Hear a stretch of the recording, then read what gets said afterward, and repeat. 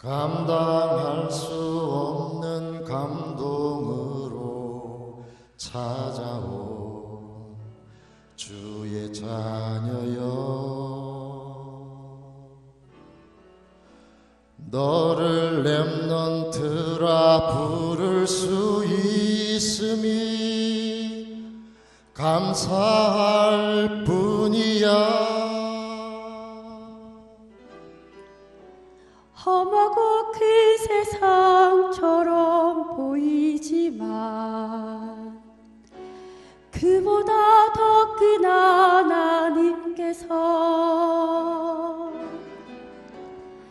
너를 지명하여 부르시고 세상 살릴 능력으로 지금 너와 함께 하셔. 온갖 거짓과 탐욕으로 물든 현장에 증인으로 전도자로 세워주실 그 이름, 너의 그 뛰기 시작한 심장박동이 오직 하나님께만 영광이 될 수 있는 시작과 끝이 되기를 기도해.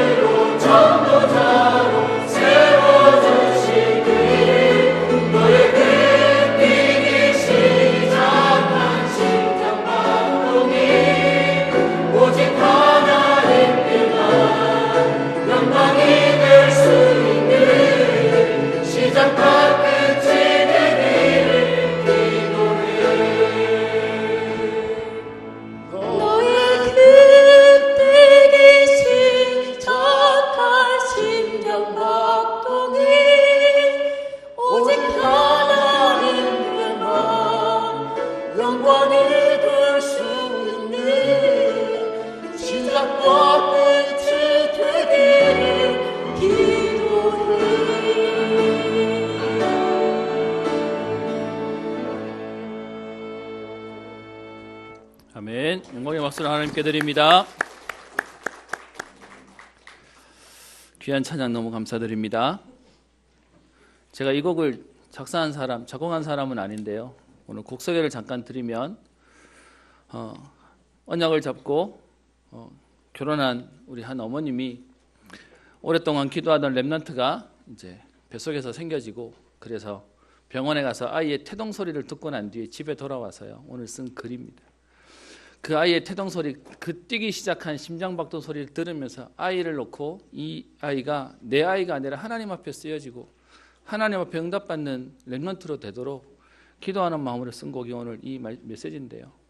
오늘 하나님의 음성으로 저와 여러분들이 우리의 심장이 뛰는 오늘의 삶을 허락하셨던 이유가 하나님의 일을 감당하도록 오늘도 우리를 축복하시고 우리의 후대들을 또 우리의 현장들을 역사하실 것입니다. 오늘 그 은혜가 있기를 주의 이름으로 축원합니다. 옆에 있는 분들에게 한번 인사하도록 하겠습니다. 성도님은 소중한 하나님의 사람입니다. 하나님께서 성도님을 통하여 역사하실 겁니다. 아멘. 저와 여러분들의 모든 생을 하나님 아시고요. 우리를 하나님이 정해놓으신 그날에 오늘 이곳에 또 이 자리에 지금의 생을 살게 하셨습니다. 근데 여러분 우리는 그 생이 하나님이 계획해놓으신 응답의 삶인데요. 이것이 얼마나 가치 있는지를 잘 모르고 우리에게 너무 당연하게 느끼고 살아가기도 합니다. 여러분 오늘도 우리가 이 자리에 와서 예배드릴 수 있다는 게 축복이에요. 저는 제 주변에 있는 많은 사람들과 사건들을 보면서요. 저녁에 잠을 자고 아침에 눈을 뜨는 게 당연하다고 생각했는데 그렇지 않더라고요. 저녁에 아빠 안녕히 주무세요 하고 들어갔던 아이가 어머니가 그 방에 들어가서 잘 자나 싶어서 방문 열어봤더니 애가 숨을 못 쉬고 얼굴이 하얗게 질려 있더래요. 급하게 병원에 데려갔는데 그냥 그 길로 하늘 그냥 천국 가버렸다는 겁니다. 그 상황을 알고 어머니가 그렇게 우시는 모습을 보면서요. 야, 이게 저녁에 잠자러 들어갔는데 아침에 눈 뜨는 건 기적이구나. 여러분 어떤 면에서요. 어떤 사람은 아침에 출근하려고 준비하다가 심장마비가 가서 쓰러졌는데 하필이면 아무도 없는 그 현장 속에 있다 보니까 그냥 그 길로 그냥 가버렸어요. 사실은 여러분 길거리 나와가지고 길을 걷다가 쓰러지면 누구라도 도와줄 텐데 방에서 혼자 준비하다가 하면 아무도 도와주지도 못하는 겁니다. 제가 극단적인 얘기만 하면 뭐 그런 경우는 내게 없을 것 같잖아요 라고 얘기하시지 않습니까? 그런데 지금도요 우리는 사실 매일의 삶이 기적 같은 삶을 살고 있습니다. 오늘 그 기적 속에 하나님은 나뿐만 아니라 우리의 현장을 살리는 응답을 허락하실 것입니다. 지난주에 뉴스 하나를 봤는데요. 마음 너무 아픈 얘기를 보게 되었습니다. 지난 주일이 14일이었는데요. 14일 날 저녁에 창원에 있는 한 바닷가 근처에 있는 공터에 캠핑카가 있었는데 그 캠핑카 안에 세 부자가 사망한 사건이 지난 뉴스에 떴습니다. 내용이 궁금해서 이렇게 확인해 봤더니 82세 된 아버지가 두 아들과 함께 죽게 된 사건인데요. 무슨 일이 있었냐라고 하니까 82세 된 아버지에게 그동안 10년 동안 지병을 앓던 아내가 사망했답니다. 지극정성으로 병수발도 하고 그렇게 마음을 다봤는데 지난 8월 달에 이제 먼저 죽게 되니까 그것 때문에 힘들어하는 아버지를 위로차 가족들이 다 모여서 이남 삼녀라고 하는데요. 그 둘째 딸을 제외하고 나머지 가족들이 이제 오랜만에 바람도 쐬고 조금 우리 가족끼리 단합대회 합시다라고 해서 창원으로 놀러를 갔답니다. 그게 그 전날 토요일 날 그렇게 모여서 그날 밤에 고기도 구워 먹고 서로 가족들끼리 서로 이렇게 좋은 얘기도 하고 고생했다는 얘기도 하고 또 서로 격려하면서 다음에 또 놀러 오자라고 해서 좋은 시간을 보내다가 딸 부부들은 이제 집으로 돌아가고 이제 아들하고 아버지하고 그날 밤에 이제 잔다고 캠핑카에 들어갔다는 겁니다. 근데 그 다음 날 아침에 딸이 이제 아침에 안부 전화하려고 전화를 했더니 아무도 안 받더래요. 하루 종일 전화를 안 받아서 나중에 경찰과 함께 찾아가 봤더니 캠핑카 문은 잠겨 있고 그래서 문을 부수고 들어가 봤더니 싱크대에 다 타버린 숯을 담은 화로가 있는데 누가 침입한 흔적도 없고 유서가 있거나 자살한 흔적도 아닌데 다 이미 죽어 있더랍니다. 그래서 사인을 확인해 봤더니 저산소증 그러니까 안에다가 아마 추워서 숯을 아마 피웠나 본데 따뜻하라고 피웠나 본데 그게 이제 산소가 다 죽게 돼버리면서 죽었다는 내용을 듣게 되었습니다. 제가 그 기사를 보면서요 그런 마음이 들었습니다. 사람들은 이것을 보고 무슨 생각을 할까? 어떤 마음을 가질까? 여러분 어떤 면에서는 그 가족들끼리 좋은 마음으로 단합되어 와서 다음에 또 오자, 또 그리고 앞으로 잘 살아보자, 힘을 내자고 하는 그 좋은 날인데요. 왜 이런 끔찍한 일이 생겼을까요? 여러분, 우리가 중요한 영적인 사실을 모르면 계속 이런 문제들은 어느 날 찾아오고요. 찾아와서도 왜 왔는지도 모르는 일들이 반복되어집니다. 여러분, 사람이 보기에는 아무 일도 없는, 아무 죄도 없는 것처럼 보이는데요. 그건 성경에서 말하고 있는 원죄가 무엇인지를 모르기 때문에 그런 말을 하는 것입니다. 분명히 안타까운 사건입니다. 이걸 가지고 잘 죽었다, 아니면 뭐 그럴 수밖에 없었지라고 말하기는 사실 되게 조심스럽습니다. 우리가 분명히 알아야 될 게 있는데요. 우리 인생에 있는 진짜 근본 문제는 우리가 생각하는 그런 경제 문제, 건강 문제, 아니면 우리의 자녀 문제, 우리의 현실 문제가 아니고요.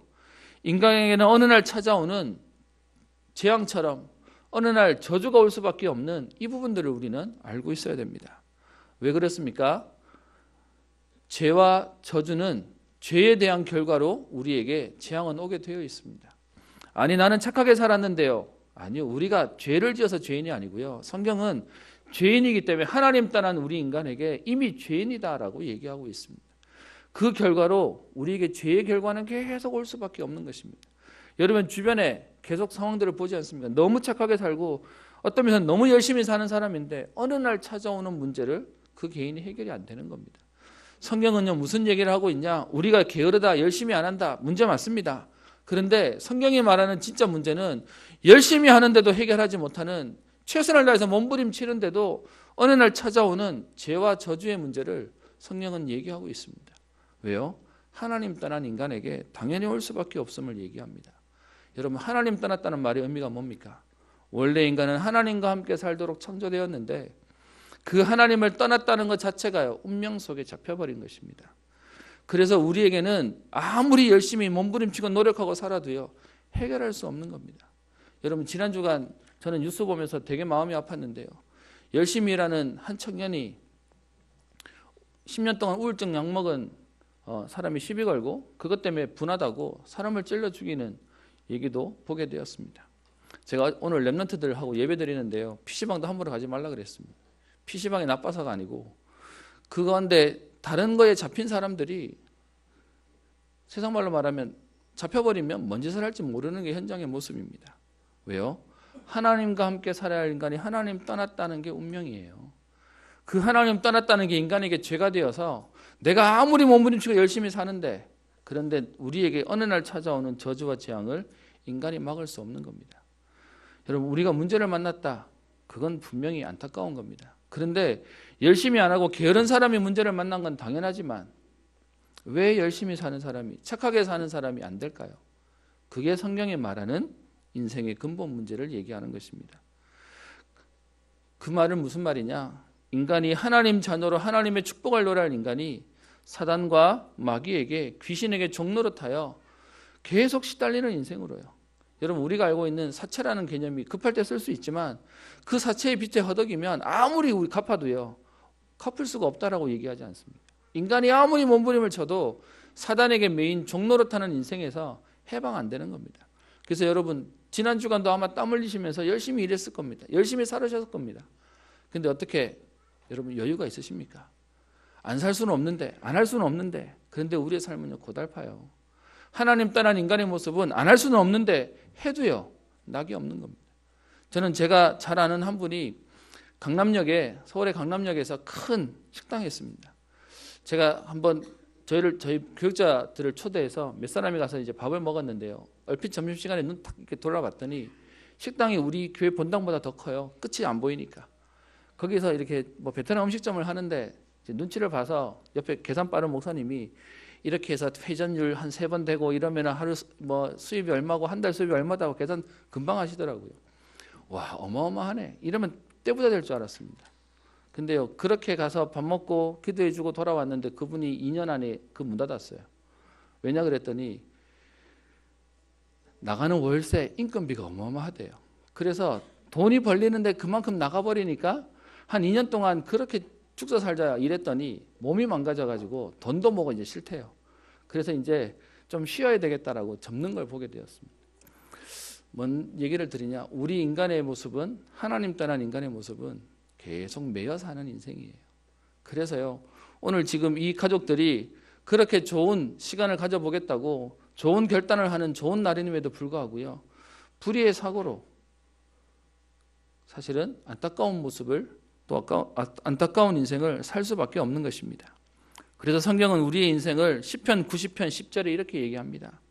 우리의 연수가 70이요 강건하면 80이라도 그 연수의 자랑은 수고와 슬픔뿐이요 신속히 가니 우리가 날아가냐이다 라고 얘기합니다. 우리 인생의 모습이 어떻게 해요? 70 아니면 80, 조금 더 사는 사람은 조금 더 100수까지 가는 분도 있겠죠. 근데 여러분, 그분들 만나서 대화해 보십시오. 행복하셨냐라고 물으면 빨리 죽어야지, 우리 세상에 말하는 절대 안 믿는 거짓말, 그게 뭐냐? 우리의 자랑할게요, 수고하고 슬픔밖에 없다, 힘들고 괴롭다라는 것밖에 남지 않는다라고 얘기합니다. 마태복음 11장 28절에는요 수고하고 무거운 짐진 인생이라고 얘기하고 있습니다. 그래서요, 저와 여러분들이 오늘도 왜 만사를 제쳐놓고 예배당에 왔냐, 우리가 오늘도 기도하고 힘을 내자, 그게 아니고요, 하나님의 은혜가 아니면 안 되는 것입니다. 하나님이 주시는 응답이 아니면 우리의 몸부림, 우리의 열심 가지고는 해결할 수 없다고 얘기하는 것입니다. 그래서 요한복음 3장 16절에 이 문제 속에 있는 우리 인간을 구원하시기 위해서 성경은 얘기합니다. 하나님이 세상을 이처럼 사랑하사 독생자를 주셨으니 이는 저를 믿는 자마다 멸망치 않고 영생을 얻게 하려 하심이니라 라고 얘기합니다. 그런 우리를 살리기 위해서 하나님이 예수 그리스도를 보내셔서 우리를 살리셨다라고 얘기합니다. 그 은혜가 아니고서는 안 되는 것입니다. 그래서 오늘도 우리는 예배당에 와서 힘을 내고 가는 시간이 아니고요, 오늘도 그 그리스도의 은혜를 누리고 그리스도 앞에 오늘 하나님 주시는 응답을 확인하는 시간입니다. 그래서 마태복음 11장 28절에 수고하고 무거운 짐진 자들아 라고 말해놓고요, 그 다음에 예수님 어떻게 얘기하십니까? 그러면서 내가 너희를 쉬게 하리라, 내게 오라 라고 말씀하시면서 나는 마음이 온유하고 겸손하니 나의 멍에를 메고 내게 배우라. 그리하면 너희 마음이 쉼을 얻으리니 이는 내 멍에는 쉽고 내 짐은 가벼움이니라 라고 말씀하십니다. 수고하고 무거운 짐진 저와 여러분들의 인생에 그리스도께서 해결하시겠다는 겁니다. 그리스도께서 해결하시는 응답 가운데 우리의 인생을 더 이상 매여있는 종노릇의 인생이 아니라 원래 인간에게 약속하셨던 생육하고 번성하고 충만하고 정복하고 다스리는 응답을 약속하신 것입니다. 여러분, 이게 자꾸요 옛날 얘기로 들리니까요. 근데 지금도 여러분, 우리에게 내 손톱 밑에 바늘 하나만 찔려도요, 또 우리 몸에 가시 하나만 박혀 있어도 사실 우리는 괴롭습니다. 그런데 우리가 그 괴로울 때는 하나님 은혜를 찾다가 조금 살만해지면 우리도 모르게 그냥 또 돌아가 버리게 됩니다. 그래서 그런 줄 아시고 하나님은 이스라엘 백성에게요, 하나님의 은혜를 기억할 수 있는 오늘 절기를 오늘 성경을 통해 말씀하십니다. 우리 본문으로 돌아와서요, 신명기 16장에 보면 오늘 1절부터 8절까지만 읽었는데 1절부터 8절까지는 오늘 유월절을 행하라 라고 말하고요, 9절부터 12절까지는 그 이후에 7절절을 지켜라 라고 말하고요, 13절부터 그 다음에 뒤에 있는 15절까지는 초막절을 지켜라 라고 얘기하고 있습니다. 여러분, 우리가 살기도 바쁜데 우리가 해야 될 것도 많은데 왜 하나님 우리에게 오늘요 그것도 한 번도 아니고 매주마다 해야 되는 예배 말고요 또 오늘 절기에 대한 얘기들을 말씀하시겠습니까? 그래서 오늘 제목을요 새 절기를 통한 예배의 축복이라는 제목으로 말씀을 잡아봤습니다. 여러분, 혹시 지난주 메시지 기억하십니까? 아무 생각이 없으십니까? 지난주 메시지가 우리에게 빚을 진 자의 그 부분을 7년마다 면제해주고 탕감해주라 라고 얘기합니다. 제가 여러분들은 분명히 응답받을 사람이라고 믿지만 제가 지난주 설교하고 돌아가면서 제 마음속에 무슨 마음이 있었냐, 우리 성도님들은 아마 분명히 메시지 잡으셨을 거야 라고 생각하고 돌아갔습니다. 아멘. 예. 근데 여러분, 어떻게 내게 빚을 지고 내게 불편함과 어려움을 주는 사람이 면제가 되고 용서가 되십니까? 제게 상처를 주고 제게 어려움을 주는 사람은커녕 내 형제하고도 마음이 안 맞아가지고요 지난주간도 전화하면서 싸웠습니다. 너무 안 맞아가지고 일단 서로 한판 하고 그 다음 얘기들 했습니다. 여러분, 우리 인간은요, 누구를 용서해 줄 만큼 힘이 없어요. 우리가 누구를 면제해 준다, 누구를 용서해 준다, 여러분 되십니까? 안 돼요. 우리 인간의 힘으로는 안 돼요. 많은 분들이 말씀 받을 때 오해하시는 게 있습니다. 말씀이 선포되면 말씀대로 살아야 된다고 생각하십니다. 근데 우리 인간은요, 그 말씀대로 살 수 있으면 그리스도가 필요 없게요. 우리 힘으로 안 되는 줄 아셔서 하나님이 그럴 수 있도록 말씀이 성취되어지는 은혜를, 응답을 주시겠다라는 겁니다. 그러면 오늘 맞는 말씀 속에서도 유월절을 지키라는 말의 의미가 뭘까요? 오늘 유월절 또 77절 초막절을 지키라고 얘기하는데, 여러분 결론부터 먼저 얘기를 드리면, 여러분 이 응답을 하라고 말하는 게 아니라 이 응답을 할 수밖에 없도록 하나님 어떻게 하시겠다고요? 15절 보십시다. 15절 오늘 그 뒤에 보시면, 중간쯤 보시면 이렇게 되어 있으면, 내 하나님 여호와께서, 같이 읽어볼까요? 시작. 내 모든 수출과 내 손으로 행한 모든 일에 복 주실 것이니 너는 온전히 즐거워할지니라. 아멘. 오늘 우리에게요, 무슨 말씀을 하시는 거냐? 바빠 죽겠는데 시간 내가지고 절기를 지키라는 얘기가 아니고요, 하나님께서 우리에게 이 절기를 지킬 수밖에 없도록 하나님이 오늘 내 모든 소출과 내 손으로 행한 모든 일에 하나님께서 복을 주시겠다라는 겁니다. 그게 하나님이 우리에게 하시는 오늘 절기의 축복입니다. 그날 그 일을 할 수 있도록 뭐 하시는 겁니까? 그 기뻐할 수 있는 하나님 응답을 약속으로 말씀하시면서, 그래서 그 응답을 매일 확인해라. 그래서 오늘 말씀 속에 너는 온전히 즐거워할지니라 라고 얘기합니다. 그래서 오늘 새 절기에 대한 부분을 조금 우리 확인하고요, 묵상하고 기도했으면 합니다. 오늘 16장 1절에 보면 아비월을 지켜라고 얘기하는데, 여기서 말하는 아비월이 뭐냐 하면 녹색, 푸른 이삭, 실록의 계절이라는 뜻이 있습니다. 이 아비월이 이스라엘 백성이 출애굽해서 우리가 아는 6월절에 어린 양의 피를 통하여 나오는 그 달이 실제로 양력으로 치면 3월에서 4월경이 된다고 합니다. 그런데 아비월이라는 단어를 쓴 이유는 이스라엘의 종교력으로 이때가 1월이 되도록, 기원이 되도록, 종교력으로 첫째 달이 되도록 만드는 것 때문에 아비월이라는 단어를 씁니다. 그래서 실제로 여러분 성경 저 뒤에 가보면 에스더 같은 경우에서도 이 아비월에라고 예의를 쓰는데, 그러면 1월 달이구나 라고 여러분 이해하시면 됩니다.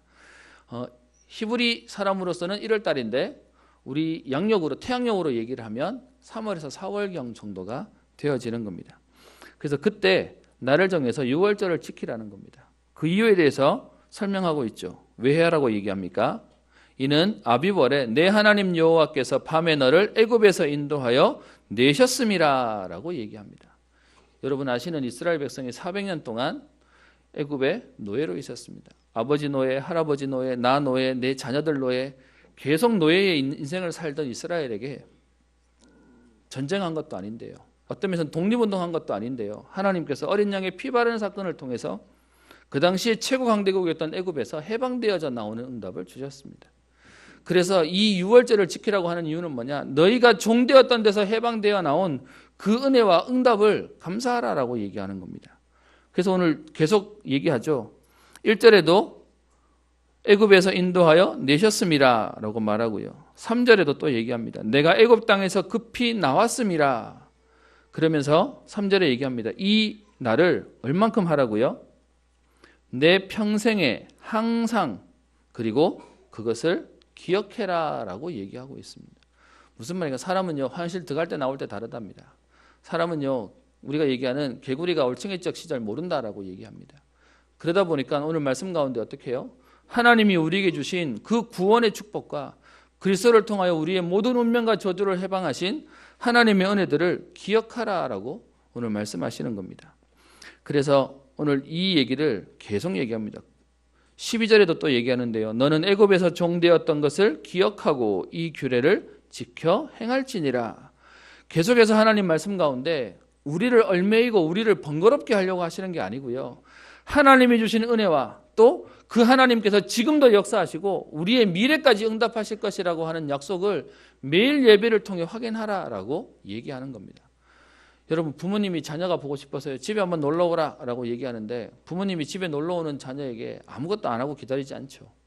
무슨 말입니까? 먹을 것도 어떤 면에서는 줄 것도 준비해서 부른 겁니다.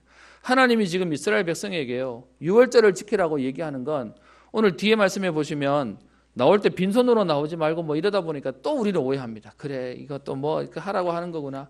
하나님의 말씀은 그거 아니에요. 우리에게요, 응답을 약속하시는 겁니다. 그럼 6월절을 조금 우리가 봐야 되겠는데요. 출애굽기 12장 3절부터 11절에 우리 이미 본 내용입니다. 이스라엘 백성들이 애굽의 노예로 있을 때 그들을 섬기던 10가지 신들을 10가지 재앙을 통하여 하나님은 무너뜨리시고 마지막 어린 양의 피 그리스도를 통하여 이스라엘 백성이 그날 밤에 빠져나오는 사건들을 얘기하고 있습니다. 그래서 1월 10일부터 준비한 양과 염소를 준비했다가 14일 날 밤에 그 어린 양과 염소를 잡아 그 피를 뿌려서 그 밤에 있던 죽음의 권세들을 넘어서는 그것이 유월절이다라고 우리가 알고 있습니다. 그래서 오늘 말씀 가운데 그 일을 하도록 14일 저녁부터 21일 저녁까지 무교병과 함께 쓴 나무를 함께 먹는 시간을 가지도록 말씀하고 있습니다. 그래서 6절에 보시면 이렇게 되어 있죠. 내가 애굽에서 나오던 시각 곧 처저녁 해질 때에 유월절 제물을 드리고라고 얘기하고 있고요. 그러면서 이걸 집에서 하지 말고 7절에 내 하나님 여호와께서 택하신 곳에서 그 고기를 구워 먹고 아침에 내 장막으로 돌아갈 것이니라. 그래서 7일 동안 하는 것인데 6일 동안은 무교병을 먹고 마지막 7일째는 성회로 축제로 하나님께 예배드려라 라고 말하고 있습니다. 여러분, 이 말의 의미가 뭐냐 하면 지금 우리는 볼 수 없어서 잘 모르는데요, 이스라엘 백성들이 그들의 달력으로 우리는 정월 대보름 하면은 우리끼리 막 옛날 불놀이도 하고 뭐 이렇게 저런 거 했었지 않습니까? 이스라엘 사람들은 딱 6월절 때가 오면 그날 저녁에 집 앞에 텐트를 하나 칩니다. 그리고는 그 14일부터 21일까지는 저녁에 잠을 집에서 안 자요. 그럼 뭐하냐? 나와서 그 텐트에서 야 애들아 보고 얘들아 캠핑 가자 이래가지고 텐트에 나와서 거기서 이제 거기서 밥도 먹고 잠도 자고 그리고 그 다음날 아침에 집에 들어가는 겁니다. 근데 문제는 음식이 여러분 아시죠? 놀러 갈 때 제일 중요한 건 음식이에요. 근데 그 음식이 그 누룩이 없는 오늘 3절에 얘기하는 유교병을 그것과 함께 먹지 말고 1회 동안 7일 동안은 무교병 곧 고난의 떡을 먹으라 라고 얘기합니다. 맛이 없는 떡을 먹으래요. 왜 누룩을 안 넣겠습니까? 꼬물이 있으면 빨리 상해버리니까요. 그리고 사실은 노예로 있을 때 먹었던 그 음식이었습니다. 그거 먹으니까 아이들이 불평하겠죠. 엄마, 아빠 왜 이걸 먹어야 돼요? 이 맛없는 걸 집에 가서 맛있는 거 먹어요. 아니면 시켜 먹어요. 뭐 이 당시는 없었겠지만 그랬겠죠. 근데요, 그 얘기를 하는 자녀들에게 부모가 뭘 가르치는 거냐? 사실은 우리가 이걸 먹던 노예 시절이 있었어. 이걸 먹던 애굽에 잡혀있던 시절이 있었어. 그런데 그렇게 있던 우리가 예수 그리스도로 말미암아 구원받아 지금은 하나님의 백성으로 이곳에서 지금 살고 있는 거야. 그 내용을 자녀와 후대들에게 가르칠 수 있도록 하나님이 어떻게 해요?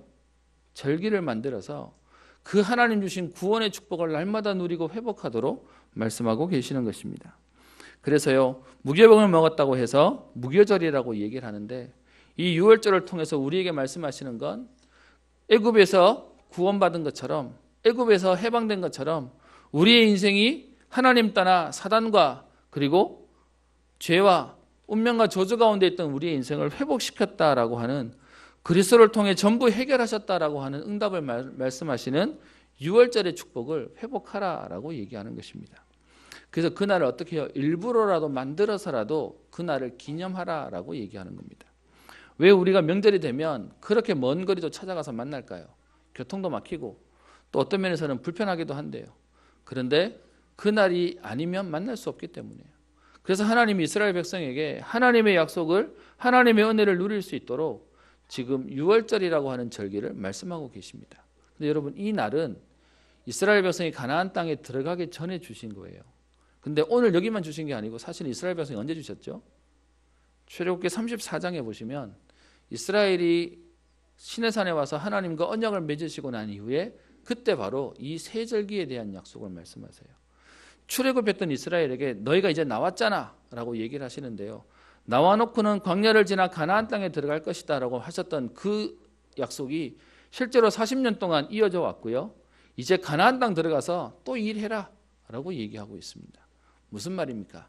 하나님의 말씀대로 이루어질 거다라고 하는, 구원 받아놓고 끝난 게 아니라 그 구원의 축복이 이제는 어떻게 해요? 77절과 그리고 초실절, 우리가 얘기하는 수장절과 장막절을 통하여 하나님이 완성하시겠다라고 하는 언약을 계속 우리에게 보여주고 계시는 것입니다. 그러면서 오늘 그 다음에요, 9절부터 12절에는 77절에 대한 설명을 말하고 있습니다. 아까도 말씀드렸던 이스라엘 백성이 광야를 지나면서 해오던 일인데 가나안 땅 들어가서도 이 일을 하라고 얘기하는 겁니다. 무슨 말이죠? 하나님의 말씀은 계속 유효하다라는 사인을 주시는 거예요. 그래서 오늘 얘기하는 게 9절에 곡식에 낫을 대는 첫날부터 7주를 세어라고 얘기합니다. 여러분, 우리가 그 있는 말 속에 오늘 77절이라고 얘기하는데 다른 말로 맥추절이라고 하는데, 요거 말고 6월절과 이 77절 사이에 또 하나의 절기가 있습니다. 우리로 치면 왜 24 우리 이렇게 절기라고 우리 이 나라에 있는 게 있죠. 음력으로 하면. 이스라엘도 사실은 중간에 되게 많은데요. 그 가운데 초실절이라는 게 있어요. 그게 뭐냐 하면 곡식을 땅에 심어서 첫 이삭을 베고 그 첫 이삭을 하나님께 드리는 걸 가지고 초실절이라고 얘기해요. 그 첫 이삭이 나오는 첫 소산이 나오는 데서부터 7주, 그러면 총 49일이 되죠. 그래서 77절이라고 얘기하는데요. 그렇게 49일이 지나고 난 이후에 50일째 되는 날에 하나님께 나아가서요, 오늘 10절에 얘기합니다. 내 하나님 여호와께서 내게 복을 주신 대로 내 힘을 헤아려 자원하는 예물을 드려라 라고 얘기합니다. 무슨 말입니까? 하나님이 너희를 구원해 놓고 방치하지 않으시고 너희의 인생에 하나님은 계속요 소산을 맺고 열매를 맺게 하실 거다라고 하는 하나님의 약속이에요. 그래서 지금 그 계산을 어떻게 하냐? 첫 곡식을 얻어서 드리는 초실절 이후에 49일 뒤에, 그래서 50일째 되는 날에 하나님 앞에 응답을 누리라는 겁니다. 여러분, 그래서 우리는요 응답 받아놓고 하나님께 드리는 예물 정도가 아니라 하나님 주실 게 맞기에, 우리 하나님 응답하실 게 맞기에 우리는 믿음으로 이 일들을 하라고 얘기하는 겁니다. 그러면서 오늘 11절에 얘기합니다. 너와 네 자녀와 노비와 네 성중에 있는 레위인과 및 너희 중에 있는 객과 고아와 과부와 함께 내 하나님 여호와께서 자기 이름을 두시려고 택하신 곳에서 내 하나님 여호와 앞에서 즐거워하라라고 얘기하고 있습니다. 무슨 말입니까? 그 모든 사람들에게 베풀 수 있을 만큼 하나님이 풍성히 주시겠다는 겁니다. 하나님이 정확하게 역사하시겠다는 겁니다. 이 77절의 의미가 뭐냐? 광야를, 구원받은 이스라엘 백성이 광야를 지나는 동안 광야 같은 세상에서 우리에게 성령으로 정확하게 모자람이 없이 모든 사람을 돕고 살릴 수 있도록 응답하시겠다라고 얘기하는 겁니다. 이 날을 그래서 다른 말로 맥추절이라고 하고요. 오늘날 우리 교회는 맥추감사주일로 이 날을 지키고 있습니다. 그리고 뒤에 13절부터는요. 초막절에 대한 내용을 말하고 있습니다. 너희 타작마당과 포도주 틀의 소출을 거두어 들인 후에 그때부터 7일 동안, 그러니까요 추수 다 해놓고 곡간에 다 재놓고 난 이후에, 그리고 난 뒤에 7일 동안 하나님 앞에서 절기를 지켜라 라고 얘기하고 있습니다. 이 얘기는 무슨 말이냐면 한 해 동안 그 땅에서 주셨던 모든 소산들을 다 거두고 난 이후에요. 그래서 그 7일 동안 하라고 얘기하는데 오늘 거기에 대한 내용이 레위기서에도 이 부분에 대한 내용들을 설명하고 자세하게 말하고 있습니다. 그러면서 오늘도 여기도 똑같이 얘기합니다. 14절에 절기를 지킬 때에는 너와 내 자녀와 노비와 내 성중에 거주하는 레위인과 객과 고아와 과부가 함께 즐거워하면 된다라는 겁니다. 여러분, 즐거워할 수 있는 형편이 안 되는데 어떻게 즐거워하겠습니까? 그 얘기는 무슨 말이죠? 하나님이 모든 사람과 함께 나눌 수 있도록 풍성하게 역사하시겠다는 겁니다. 그게 하나님의 약속이에요. 그래서 이 절기를 지키면 하나님 어떻게 하시겠다고 얘기합니까? 내 하나님 여호와께서 내 모든 소출과 내 손으로 행한 모든 일에 복을 주실 것이니 너는 온전히 즐거워하면 된다라고 말씀하고 있습니다. 오늘 여러분 새 절기가 우리에게 뭔가를 하라고 하는 것이 아니고요. 하나님의 약속이 있는 오늘 예배를 말씀하고 계시는 것입니다. 여러분 이 응답이 오늘 16절에 보시면 너희 가운데 모든 남자는 뭐 하라고요? 1년에 3번 하래요. 아유, 한 번도 바쁜데요. 그걸 어떻게 3번이나 합니까? 또 한 번 하면 하루가 아니고 며칠씩 하라고요? 지금 6월절도 7일 하래요. 그리고 지금 77절은 사실 하루만 하면 돼요. 그런데 뒤에 있는 초막절도 또 7일 하래요. 7일 동안 집 놔두고 나와가지고 앞에 텐트 치고 지금 이거 하라고 얘기하는 겁니다. 여러분, 우리의 생각에 이게 가능하겠습니까? 그런데 하나님이요, 그럴 수 있도록 내 소출과 내 손으로 행한 모든 일에 하나님이 복을 주실 거랍니다. 그래서요, 온전히 즐거워하고 온전히 누리면 된다고 얘기합니다. 그래서 16절에 하나님이 이 약속을 얼마나 하나님의 자신감이라고 제가 표현하는데요, 1년에 3번씩 그 일을 하라라고 얘기하고 있습니다. 여러분, 이스라엘이 가나안 땅에 들어가기 전에 하나님이 이 약속을 말씀하세요. 어떤 면에서는 출애굽하자마자 이스라엘 백성이 이 약속을 하세요. 무슨 말이죠? 구원받은 저와 여러분들의 인생을 하나님이 책임지시겠다는 겁니다. 하나님이 역사하시겠다는 겁니다. 그 일을 매년 하도록 하나님이 어떻게 해요? 지금도 우리에게 성령으로 역사하시겠다는 약속을 말씀하고 계시는 것입니다. 그래서 여러분, 이건 우리가 하는 게 아니고요, 우리가 누리는 거예요. 이건 하나님이 우리에게 하라고 하는 의무가 아니고 하나님이 우리에게 할 수 있도록 하나님이 축복하시겠다고 하는 응답이 되는 것입니다. 여러분, 그걸 모르면 예배는요, 자꾸 우리에게 부담이 돼요. 이렇게 힘든데, 지치는데, 여러분 그렇게 생각하십니까? 저는요, 예배 왔는데 하나님이 제 마음에 세상에 그 어떤 것 가지고도 할 수 없는, 저희 집사람은 저한테 불만이 많습니다. 제가 바깥에서 에너지를 다 쓰고 와가지고 집에만 들어가면 저는 아무 데도 안 가고 싶어 합니다. 그러다 보니까 저랑 살면서 어디 가보지를 못하니까 약간 입이 이만큼 나왔어요. 그래서 요즘은, 전에는 별말 안 하던 요즘은 대놓고 말합니다. 요즘은 힘들다면서 어렵다면서 얘기합니다.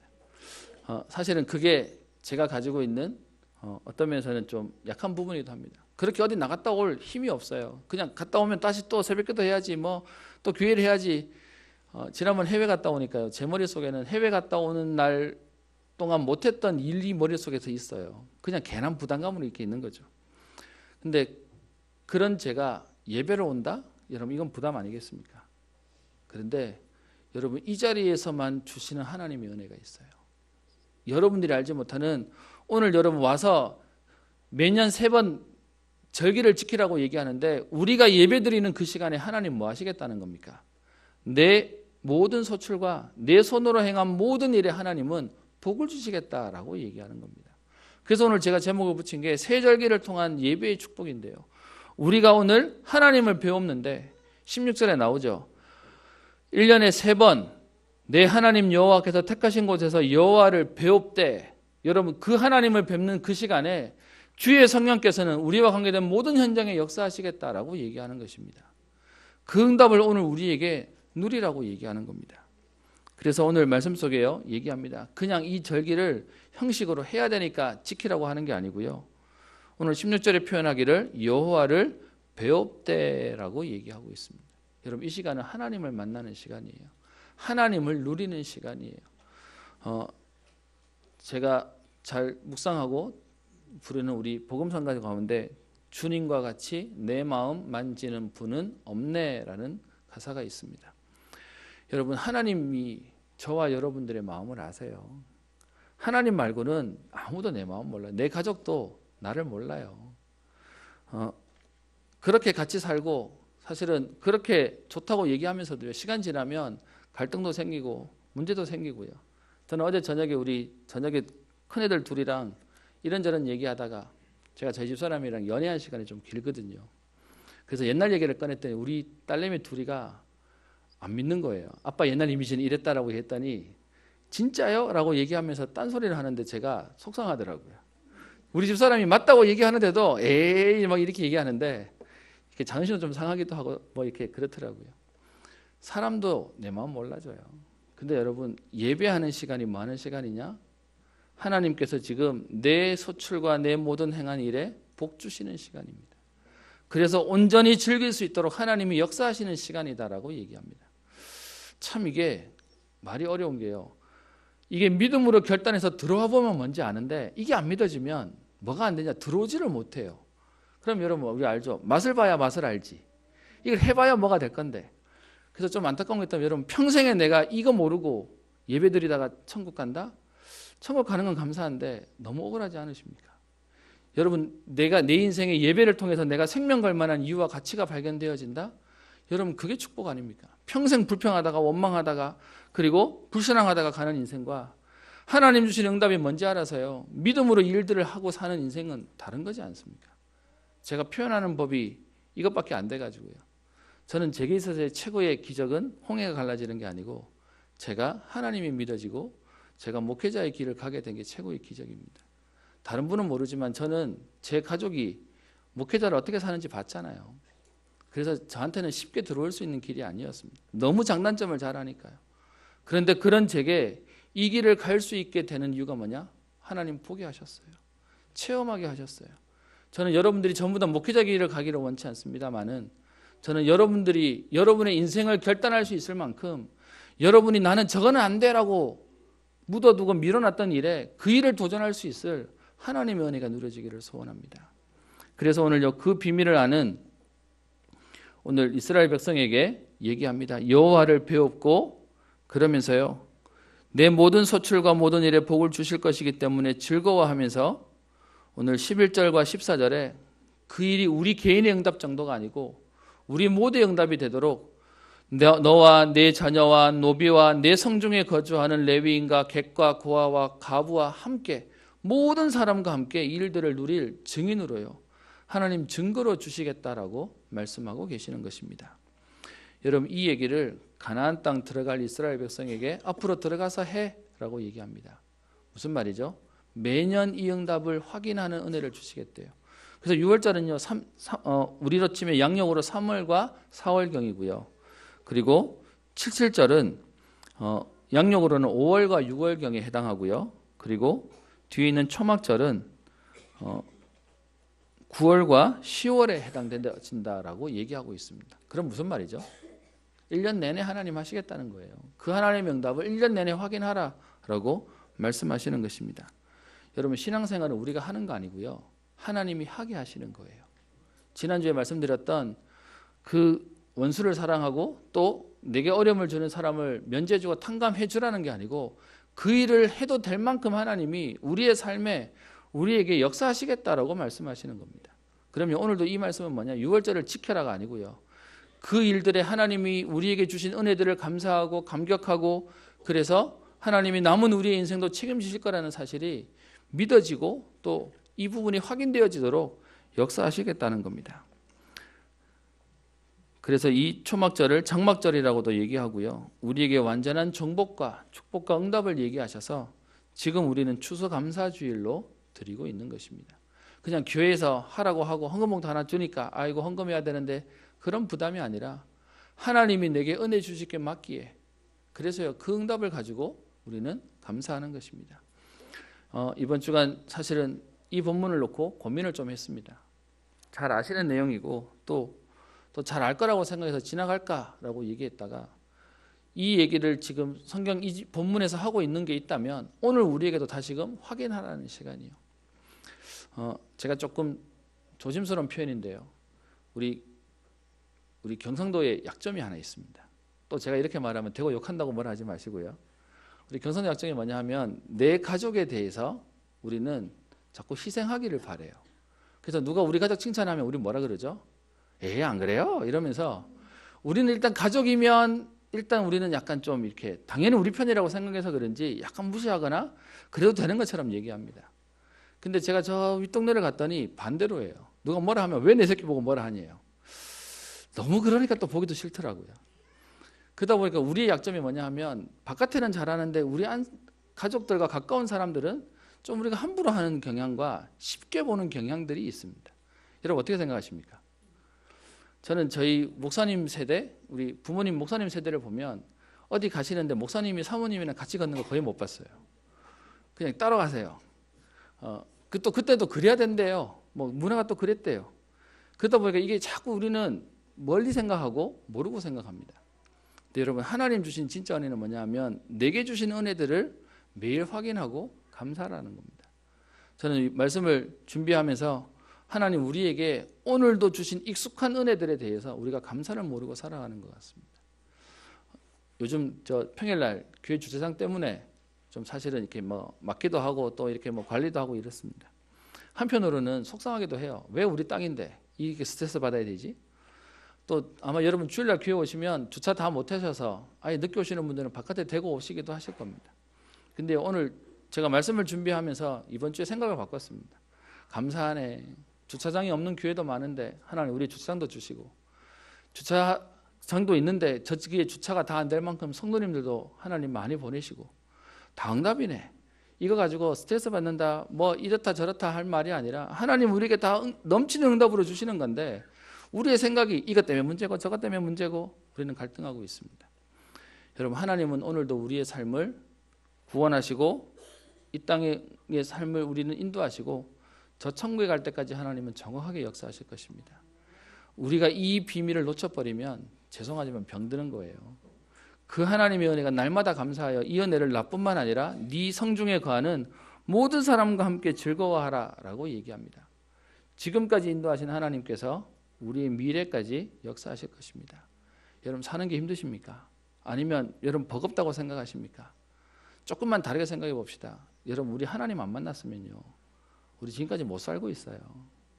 뭐 이랬든 저랬든 아마 우리가 미쳐서 돌았던, 아니면 우리가 이상한 뭐 이렇게 페인이 되어 있던 그랬을 것입니다. 근데 하나님 은혜 주셔서 우리에게 지금 이 복음의 대열 속에 전도자 인생을 살게 하신 겁니다.